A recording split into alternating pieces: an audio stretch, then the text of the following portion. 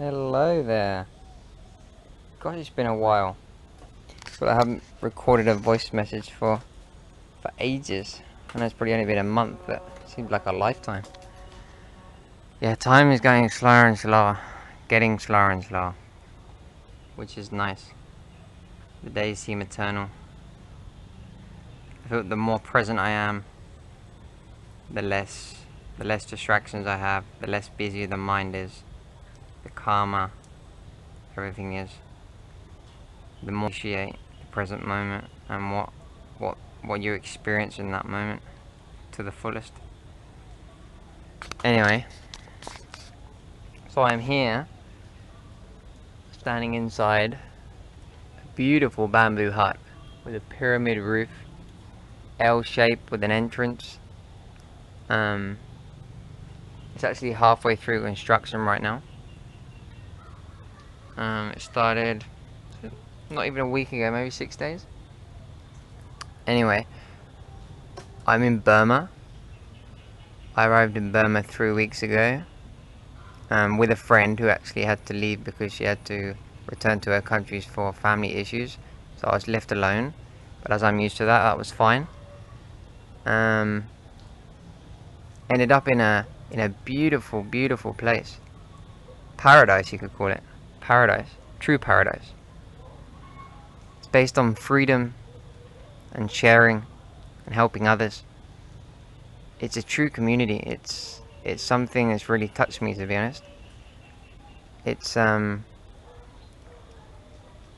guy called Seattle. This man worked for himself and for his family, and well, I'm not even sure if he had family, but you know, just worked for himself like most people do, to earn money and indulge into the sensual pleasures and material world as we do. And decided one day that it was just a vicious cycle of dissatisfaction, because when there's desire and craving, there's a never end to the wanting. We always want more. We're never satisfied with the present moment. And that's what most of us live. We live this vicious cycle of wanting and achieving something and wanting to achieve something else and wanting more and more and more, always depending on external sources for happiness, as they are dependent on time and situation and eventually perish, like everything external or apparently external. Same as the body has a birth and a death, everything has a lifespan. As we depend on these perishable things for our happiness, it's just never ending, and we will also suffer. So he decided that he wanted to make his life more meaningful and give it a purpose, a true purpose, and that was to do good deeds and help others. I think the first center he established was in the center of Yangon. He established a meditation center because he understands that a good way to help people and be useful in society is to use meditation, which in essence is to be aware of the present moment, detach from sensual pleasures, to understand what they truly are and observe them and not be dependent on them, not be enslaved or controlled by sensual pleasures and desires. It's the art of letting go. It's the art of calmness, of just being in the present moment and being satisfied with the present moment, with no needs. Letting go of needs that are created by the human desire. Not saying that you shouldn't experience and enjoy sensual pleasures, because it's also part of the experience of being a human being, but not attaching to them and being dependent on them and being controlled by them. Being free to choose whether to indulge or to suppress. So doing everything with awareness, we could say. Being mindful of everything we do. Yeah, just being mindful in the present moment. Anyway, so through this meditation that he was going to share with the people, a series of precepts involving morality to help others, and right understanding of the Buddha's teachings, which is based on created truth and the original truth. The created truth being the one based on the relativity of the mind, so what we perceive through the six senses, and name as the truth is a created truth because it's based on our mental judgment. It's based on our past experience. It's impermanent. It varies depending on the person, depending on the situation, depending on the time. Even science, which is based on rational perception and theories that are created by the mind, even these perish and transform and change over time. First we thought the earth was flat, then we thought it was the center of the universe. Now we've found out that the sun actually is the center of the universe, and that might change one day. So the point being that the created truth that we believe to be permanent and set in stone, like anything we perceive through the eyes, through the ears, through the nose, anything that we may perceive from the external world, or even from the body and the mind ourselves, anything we can perceive from nature, all mental and physical energies, these are created truth. The original truth is the acknowledgement of this impermanence of nature, to understand the impermanence of everything. This is the truth, the original truth. So when we can observe the created truth, we have understood the original truth. He also bases his life and everything he does on the law of cause and effect. He understands and has experienced for himself and shares with everyone the law of cause and effect, that doing good deeds will bring good results. And this place that I'm here witnessing now, this center called ThaBarWa, is the fruit and the result of his good deeds year after year after year. So as I was saying, he built a meditation center in the center of Yangon, which accommodates about 100 people to stay there free of charge, food free of charge, just to meditate and develop these mental states of awareness, and to develop the mind and to be more mindful and help others.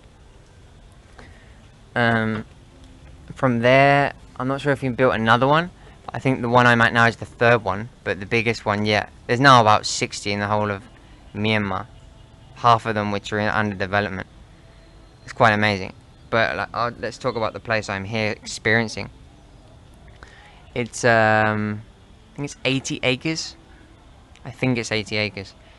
It's it's not in the city. It's about an hour and a half away from the city, near nature, so it's a bit quieter. And literally, the land was donated to him because the people knew the purpose, the goal he had, which was to invite everybody in need to come to this center and get free accommodation and food, and share this truth, the original truth, and the law of cause and effect of doing good deeds. He just wanted people. He wanted to offer the opportunity to people to do good deeds in order to get good results in their life.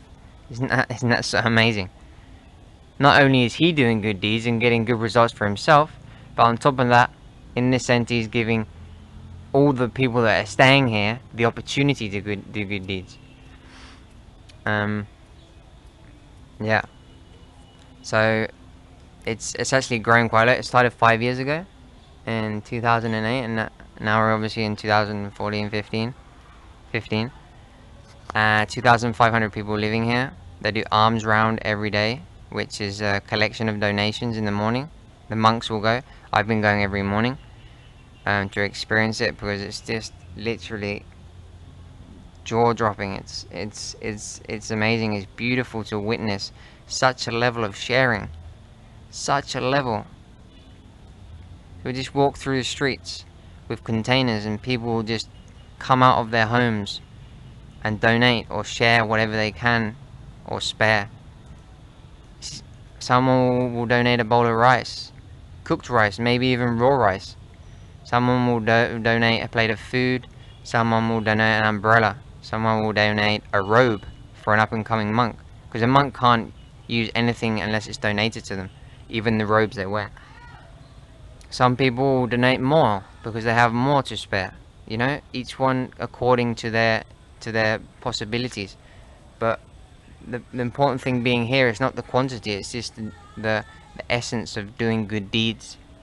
Burmese people have a true belief in this.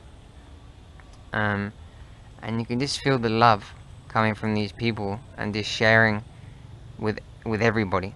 Because it's not going to anyone in specific, because the food comes back to the center and is distributed throughout the whole center.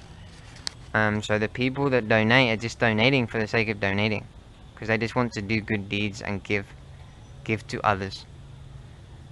And yeah, this experience is, just being here and witnessing it is, it's really touched me, and that's one of the reasons why I'm sitting in this hut right now.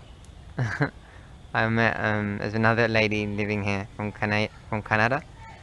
She's working at the Canadian embassy, and we got chatting the first day, connected quick, and we went to visit this one of the nuns' huts, bamboo huts, and she offered us a drink, and we started talking, and she said, or we asked her, sorry, how much do these bamboo huts cost, and how long do they take to make? And it was like very cheap and didn't take very long to make. So me and the girl Catherine, the Canadian girl, started talking about it. So, we could do this, we could build that. It'd be so cool to experience it, and build this thing, with the idea that, if we built it and stayed in it for the time we were here, when we left, we could donate it to the center, and do good deeds, and just return to the center the experience that it's offered us. Because, obviously they've given me accommodation and food, but it's nothing compared to the experience that I've lived here in first person. I've literally cried during the arms rounds, in the morning walks. It's just so amazing to see the people do what they do here. Less, have nothing. All they can donate is a bowl of rice, but they will, And there's us in the western side of the world who have everything we need and more. We still want more, and we won't share. So egotistic, it's just ridiculous. Selfish. We're not aware, I know we're not aware, otherwise we would. But it's just so sad. But it actually restores faith to see that it does happen in other parts of the world, and that it is possible. If it's possible here, it's possible anywhere. And that's why it's been such a beautiful experience. Like this place, 2,500 people living for free, donation based. Everything they eat, everything they use, everything they wear. 2,500 people. If we all shared in the world, wouldn't it be amazing? So they're killing each other. Anyway, I'm getting emotional and stuff now. I need to stop it. Yeah, so it's actually, I've come to a point where, being here, I've realized that, I'm 24 now, which is, you could say it's young, you could say it's old, depending on your perception, I suppose. But I have had, since the day I was born, everything and more. Everything I have needed to be healthy, to be well, to be looked after, to be educated, to be spoilt. I've had everything. I'm so grateful. I'm so grateful. And I've travelled for 18 months and seen such amazing places and people and experiences. It's been ridiculously special. And I could keep on wanting to travel, and wanting to do more, and wanting to see more, and wanting to experience more, and meet more people, and know more about the world, which obviously is beautiful, and I would enjoy experiencing it, but I don't need it anymore. That's what I've realised I don't need it. And I don't want it as a desire. I'm open to receive it if it happens. But I have another focus now. I want to help other people.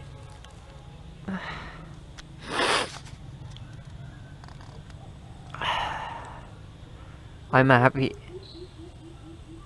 with the present moment. I want to share this happiness with everyone, or anyone in need, or not in need. I just want to share it. Share how it is possible to be satisfied with nothing. With nothing, just with the present moment. And just do good deeds and help others that are less fortunate. You know, that are not aware that they have choice. Not aware that they can be happy in the present moment. Not aware that they can take responsibility of their own life and their own health and happiness. They don't need to be a victim of the self, of the ego created by us in society. They don't need to be enslaved by the sensual pleasures or attachment to them. That they can detach. That they're created needs. That they're not necessary. They just seem to be necessary. Everything is impermanent.